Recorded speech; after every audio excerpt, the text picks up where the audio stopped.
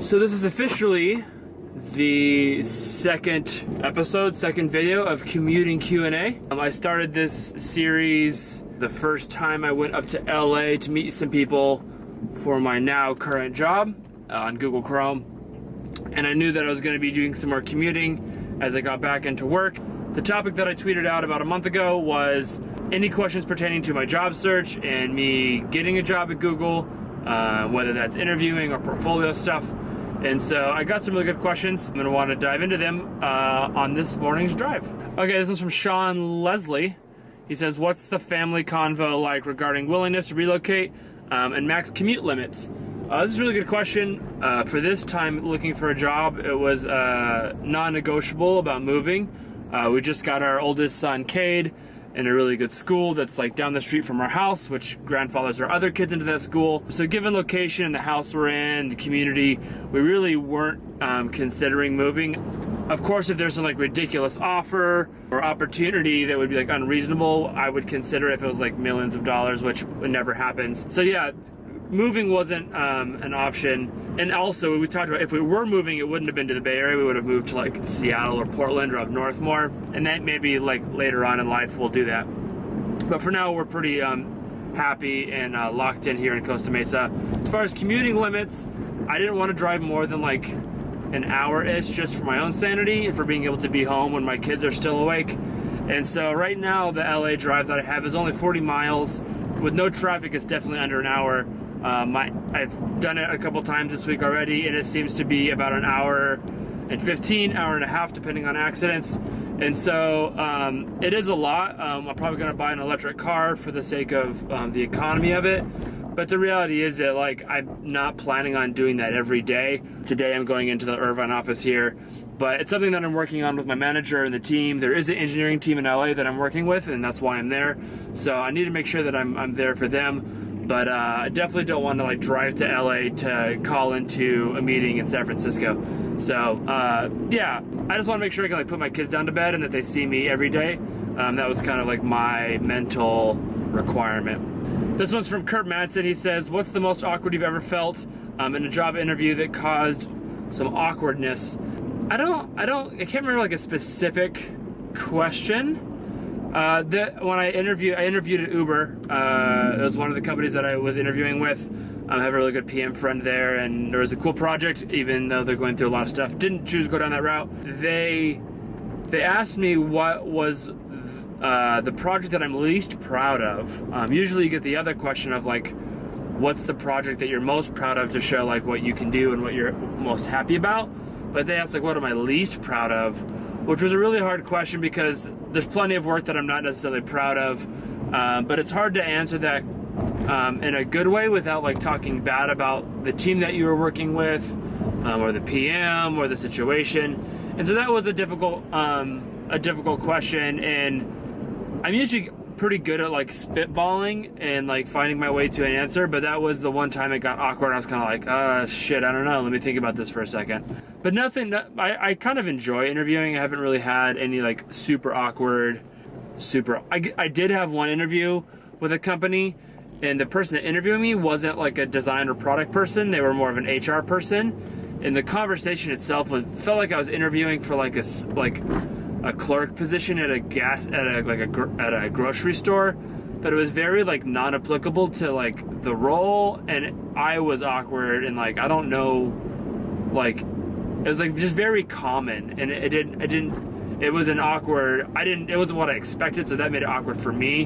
and obviously didn't end up going that route. But there wasn't any specific questions, but it was just very generic stuff like, what's your 3 best qualities? Like, what do you see yourself in 10 years? Like, it was a bad interview. Shawn Leslie, another question. Did you cold apply anywhere? Or no, were they direct referrals? So I didn't. There was one position that I applied for just through their like referral site or through their like position site. That ended up turning into someone contacting and getting a referral. I didn't hear from them until someone reached out and like said, hey, my buddy Joel is looking at this position. He's available right now. But yeah, most of the people that I was talking to was friends that I knew that were either on a team or managing a team or people that I've worked with in the past. it's just a much easier way to get in and to see what's going on. A lot of the opportunities I was interviewing for weren't actual positions that were available in public, so it requires a conversation to know that there's a potential need in starting that conversation early. It's also why I think it's so important to make relationships and go to conferences and meet people and not burn bridges, because those contacts always come in handy. I did like cold email a bunch of people. There were some people at Vice. Vice is an interesting thing for me. There's a car company down here that's making like this new electric car. I cold emailed their creative director on LinkedIn, and really saw that how powerful LinkedIn is.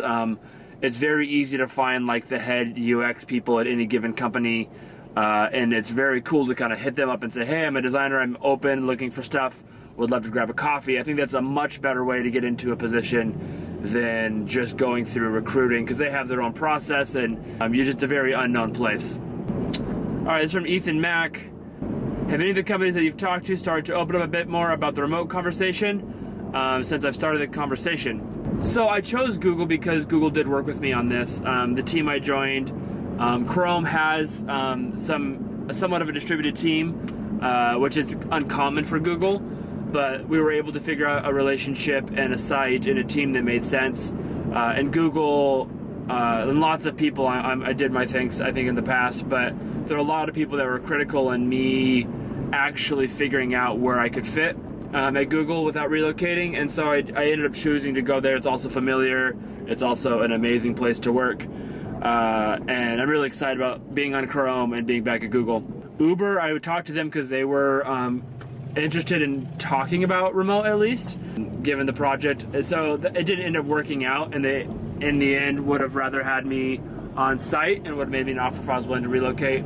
So yeah, it was kind of cool to see that Uber was willing to have that conversation, figure out how that might work, even though it didn't work out. I was starting to talk to Envision as well. I was kind of excited about potentially working with them. They have obviously an entirely distributed team, but I ended up accepting this job before talking to them.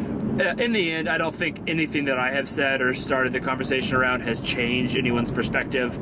I think it's very much an organizational problem where it really isn't up to even the hiring manager, it's up to the organization and the VPs in general. So no, I don't think anyone's changing their tone or their tune, but I have heard it come up in conversations about people starting to hire outside of the Bay and how important that is because of how hard it is to hire people there. We'll see, Ethan. I'm not too positive about it, but I think it's inevitable and happen over time. What are the challenges or any specific thing that you look for in a job that makes it a good fit for that gig? For me, what I was looking for primarily was, and these are like probably even, is like the location, because I didn't want to relocate. So like the location had a lot more weight than it normally would. And then two, the team. And that's kind of twofolded. Team and product. Like I only want to work on products that I know and like using. I think it's really hard to care and spend the effort and time on a product that you don't really enjoy or use. And so my favorite teams and product experience that I had were at Netflix and on Android and on things that I actually were using. Even Design Inc., I was using that as well. It's fun building a product that you want to use yourself. And so I'm really excited to use Chrome. I'm a huge Chrome fan. A good team, like a solid manager and people that you think you'll enjoy working with. A product that you actually use yourself. And then for me, location was a huge topic to consider as well. I think career growth is something that should be considered. That was kind of a no-brainer for Google since they're so big and there's so much opportunity. But normally if I was going to another startup or something not as big as Google, knowing where I would go in the future and what potential I had for growth would be a concern that I would consider if it wasn't a bigger company. All right, last question. This one is from Christian Lasbury. Says, I'm a front-end developer. My aim is to be world-class. What tools, mentorship do I need to be world-class? All right, that's another question, kind of about inspiration and growing more skills. I'll do that for the next video. So given those other two questions that were off topic, I'll make that the Q&A for the next video, episode 3 of Commuting QA. I'll I'll tweet it out whenever I'm ready to record it, but it will be on inspiration and growing your skills. I have some things that I want to do while I'm at Google and things I want to grow in, so we'll make that a topic.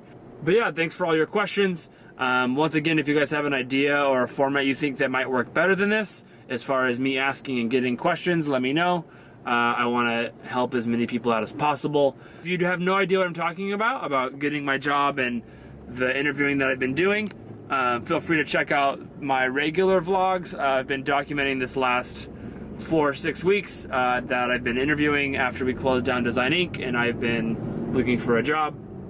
This is actually, as I'm recording this, my first week back working. So I started with the Google Chrome team in LA. If you haven't seen that in the last video, I'm going to be doing some more commuting, doing more of these videos. I have some other ideas for more like consistent content that's kind of more just this casual blabbering format, less vloggy videos. Yeah, thanks for asking. Those of you that ask questions, thanks for asking questions. Love doing this and plan on doing more. I also need to figure out a safer way to do this. I still have a GoPro here and my A7 here that's not really mounted. Just kind of like sitting on my wallet, and my mic, which I feel like I'm driving and it's safe. Thanks for watching. Thanks for asking questions. Look out for these. I'm probably doing one a month. If you want more videos, I'm still trying to do a vlog every week. And I'll probably get back into tutorials as I get more time, but things have been a little hectic, have some travel coming, so thanks for being patient. Have a good week. Cheers.